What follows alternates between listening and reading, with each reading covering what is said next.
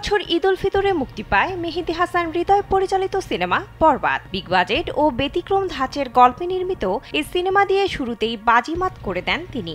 গড়তে থাকেন একের পর এক ইতিহাস। বক্স অফিসেও বেশ দাপট দেখিয়েছে সিনেমাটি। তারপর থেকে দর্শকদের মনে একটাই প্রশ্ন, আবার কবে নতুন গল্প নিয়ে হাজির হবেন এই নির্মাতা?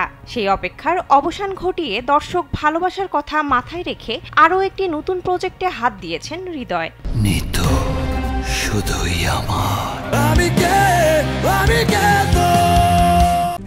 RICL TMX, যুগের পর যুগ স্থাপনা থাকে মজবুত।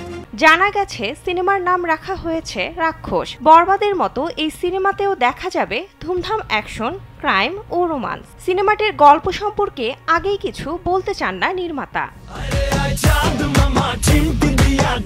তবে এরই মধ্যে শেষ হয়েছে গল্পের কাজ।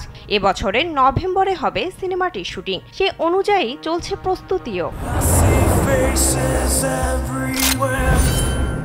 নির্মাতা হৃদয়ের এক ঘনিষ্ঠ সূত্র জানান, বরবাদের থেকেও অধিক বাজেটে নির্মিত হবে রাক্ষস সিনেমাটি, যেখানে প্রধান চরিত্রে অভিনয় করবেন জনপ্রিয় অভিনেতা সিয়াম আহমেদ। নায়িকা এখনো ঠিক হয়নি, তবে এ মাসের মধ্যেই সিয়ামের বিপরীতে কাকে দেখা যাবে তা নিশ্চিত করা হবে।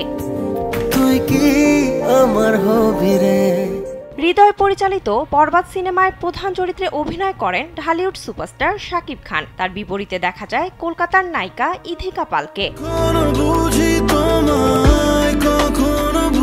তবে হৃদয় এবার তার সিনেমায় দেশি নায়িকাকে নিয়ে কাজ করবেন বলেও নিশ্চিত করেছেন তার ঘনিষ্ঠ সূত্র। সবকিছু ঠিক থাকলে 2026 সালের যে কোনো ঈদে সিনেমাটি বড় পর্দায় মুক্তি দেওয়া হবে বলেও নিশ্চিত করেন তিনি। বিনোদন ডেস্ক, কালবেলা।